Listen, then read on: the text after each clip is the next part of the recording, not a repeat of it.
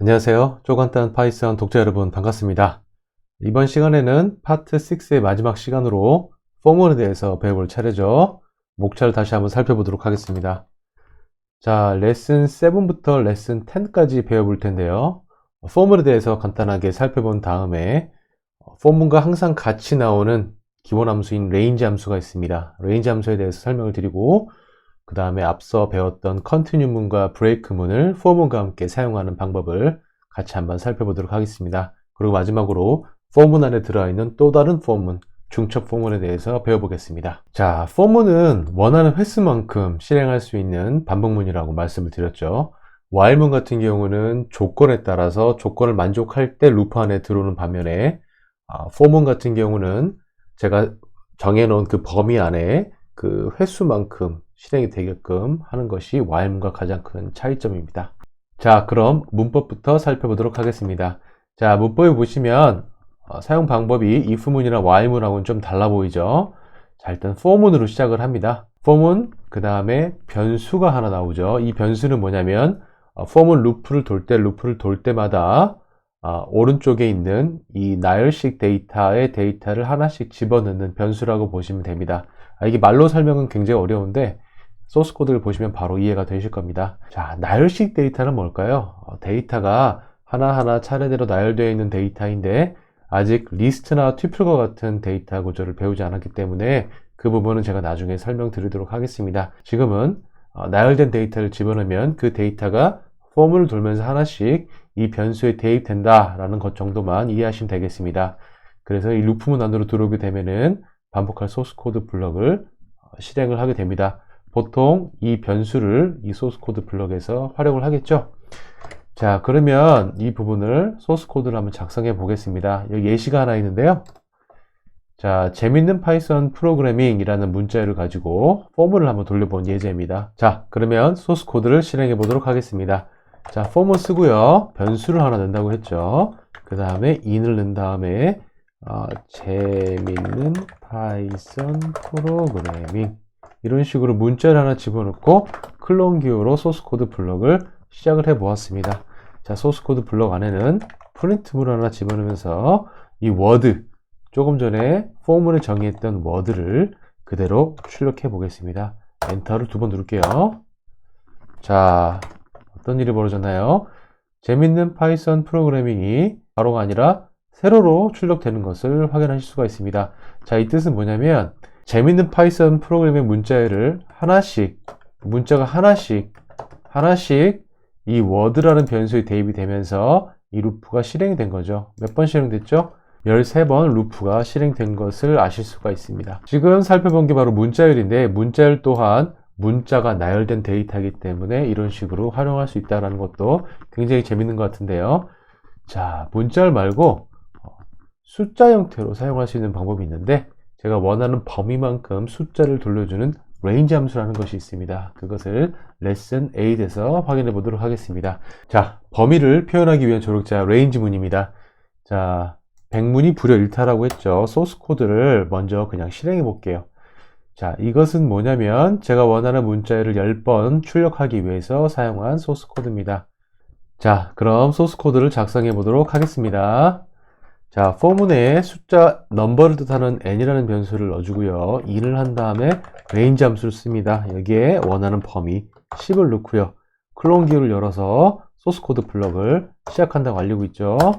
자, 제가 원하는 어떤 문자열도 상관없어요. 파이썬을 배워봅시다. 한 다음에 소괄호 닫고요. 엔터 2번 눌러볼게요. 자, 어떤 결과가 나왔죠? 자, range 10에 의해서 10번의 루프가 돌면서 소스 코드가 실행된 것을 아실 수가 있죠. 이 루프문 안에 있는 소스 코드 블럭이 실행이 되었습니다. 자, 이번에는 이 변수 n을 한번 출력해 보겠습니다. 또 똑같은 소스 코드를 활용해 볼게요. 자, 이 상태에서 프린트문에다가 이번에 인자를 2개를 넣을 건데요. n이라는 변수를 넣고요. 쉼표를 넣고 여기다가 실행 이렇게 한번 해서 출력을 해 보겠습니다. 자, 엔터 쳐 보겠습니다. 자, 보시면 0번부터 9번까지 실행된 것을 확인하실 수가 있죠. 10번이 실행됐는데 이 결과를 보니까 이 range 함수는 숫자 0부터 시작된다는 것을 알 수가 있어요. 혹시라도 이 range 함수를 0번이 아니라 1번부터 시작하게 하고 싶다라고 하면 이 range 함수 인수값을 조정해 주면 됩니다. 어떻게 하냐면 여기다가 1이라고 인수를 넣어주면 돼요. 이렇게 해서 출력을 해보면 1번부터 9번까지 실행이 되죠. 난 10까지 실행하고 싶은데 그러면 두 번째 인수값을 11로 바꿔주면 되겠죠. 자, 이런 식으로 range 함수를 활용할 수가 있습니다. 자, 간단하죠? 이 range 함수는 굉장히 빈번하게 사용되는 함수입니다. 꼭 기억을 해 두시고요. 자, 이 소스 코드에서 홀수만 출력하게 하려면 어떻게 해야 될까요? 자, range 함수에 인수가 하나 더 있습니다. 세 번째 인수는 스텝을 얘기해서요. 일단 출력을 한번 해볼게요. 자, 보시면 1번 실행을 하고 2번이 가는 것이 아니라 이 스텝에 의해서 숫자가 하나 더 추가되는 거예요. 그러니까 숫자가 2씩 올라가는 겁니다. 그래서 1, 3, 5, 7, 9 올라갔다가 11을 만나면 탈출을 하는 형태로 그렇게 실행이 됩니다.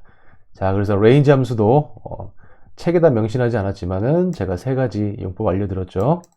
값을 하나만 집어넣으면은 0부터 그 숫자 바로 앞까지 실행이 되고요. 인수가 두 개인 경우에는 이 숫자부터 이 숫자 바로 전까지 실행이 되고 세 번째 인수까지 넣으면은 스텝이라고 했죠. 이 숫자가 증가되는 폭을 정의할 수 있는 거 한번 짚고 넘어가겠습니다. 자, 다음 장 넘어가 볼게요. 자, for 문과 함께 사용하는 continue 문과 break 문입니다. 자, 지난 강의에서 continue 문과 break 문을 배웠었죠. continue 문은 continue 문을 만났을 때 그 루프의 가장 최상단으로 올라갔었죠. 그 break 문은 만나는 순간 그 루프를 탈출하는 것을 확인하실 수가 있었습니다. 그죠? 이는 while 문뿐만이 아니라 for 문에서도 똑같이 사용할 수가 있어요. 자, 조금 전에 실행했던 소스 코드를 재활용을 해서 continue 문을 어떻게 실행할 수 있는지 확인을 한번 해볼게요. 자, 이 소스 코드 일단 실행부터 해볼게요. 자, 그럼 1번부터 10번까지 실행이 되죠? 이 소스 코드에서 제가 짝수번만 실행할 수 있게끔 한번 해볼게요. 자, 어떻게 하면 될까요? 이번에 continue 문을 사용할 겁니다. 자, 조금 화면을 키워볼까요? 자, if 자, n이 2로 나눴을 때 나머지가 1인 거면 홀수번이잖아요. 그죠? 그러면 나머지를 구하는 기본 연산 잘 기억나시나요? 퍼센테이지죠. 굉장히 많이 사용하는 소스 코드입니다. 2로 나눴을 때 나머지가 1이다 라고 얘기를 하면 어떻게 됩니까? 그럼 홀수번이죠. 홀수번째는 그냥 스킵할 거야 해서 continue를 넣는 겁니다. 자, 이해되시나요? 자, range 함수에서 1부터 숫자가 돌겠죠. 그럼 숫자가 n에 들어왔을 때 그게 만약에 홀수면 난 내려가지 않고 continue를 통해서 다시 위로 올라갈래. 그러면 다시 얘가 이제 2가 들어오겠죠. 그럼 2가 들어와서 나눠주면 0이잖아요. 그러면 if문 탈출하겠죠. 그럼 이 프린트가 실행되는 형태로 됩니다. 그러면 바로 실행해 보겠습니다. 짝수분만 실행되는 걸 확인할 수가 있죠. 홀수분만 실행하려면 어떻게 될까요? if문 바꿔주면 되겠죠. 그죠? 자, 이해되십니까? 컨티뉴문을 통해서 실행을 했고요. 자, 이번에는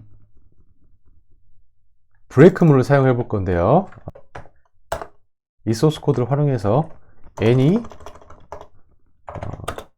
5를 만나면 탈출을 하는 걸로 해볼게요. 자, 소스 코드 어떻게 될까요? 1번부터 4번까지 실행이 되고 5가 들어왔을 때 if문을 만나서 루프 안에 들어오면서 브레이크문을 만난 다음에 for 밖으로 탈출하는 것을 확인하실 수가 있습니다. 자, 그래서 continue 문과 break 문 이런 식으로 사용할 수 있다는 거 아시면 좋을 것 같고요. 마지막으로 중첩 for 문입니다. 자, for 문은 for 문 안에 또 다른 for 문을 넣을 수가 있어요. 그래서 지금 이 소스 코드를 보시면 자, x와 y 9구단을 출력하는 아주 재밌는 소스 코드입니다. 자, 그래서 range 함수들을 활용을 하고 있죠. 그래서 이 값을 이제 프린트를 하고 있는데 이 값을 한번 볼까요? 자, x는 바깥쪽에 있는 루프고요.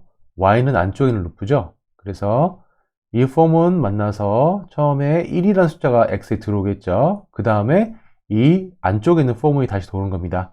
그 y도 이제 1을 만나고 프린트로 1과 1 곱하기 1은 이제 실제로 연산한 값이 출력되는 형태로 도는 겁니다. 그럼 안쪽 코드가 1부터 10까지 해서 1부터 10보다 작은 9까지 이제 실행이 되겠죠. 다 실행이 되게 되면 다시 위로 올라와서 다시 2가 들어가는 형태로 돼서 계속 9까지 실행이 되는 형태로 되겠죠. 자, 이것도 소스 코드를 실행하면서 이해를 해보도록 하겠습니다. 자, for문이었죠. for문 x는 in range, 그죠? 1부터 10보다 작은 수까지 돌겠다. 클론 기어 넣어주고요. 블럭문 시작한 다음에 다시 for문이 시작이 됩니다. 이번에는 변수명을 바꿔주고 1부터 10까지, 그렇죠? 클론 기어 닫아주고 그 다음에 프린트 문이 나옵니다. 그죠? 프린트 문 어떻게 하죠? x라는 변수 출력하고요. x 곱하기 출력하는 거니까요. 문자열입니다. x는 지금 이건 문자죠. 지금 초록색으로 보이고 있죠. 곱하기를 표현하기 위해서 제가 쓴 거예요.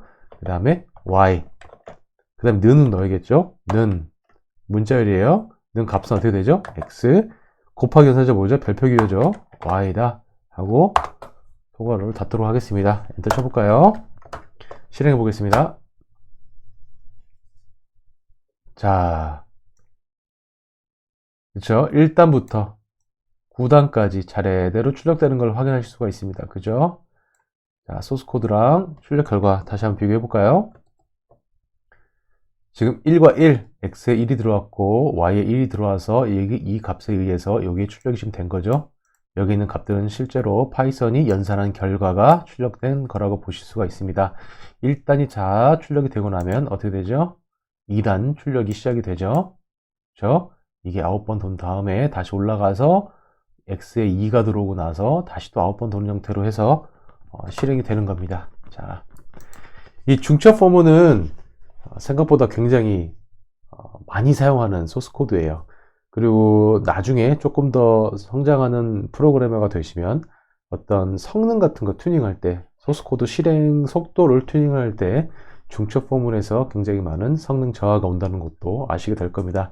하지만 지금 당장은 이 문법이 어떻게 사용되는지 아시면 좋을 것 같고요.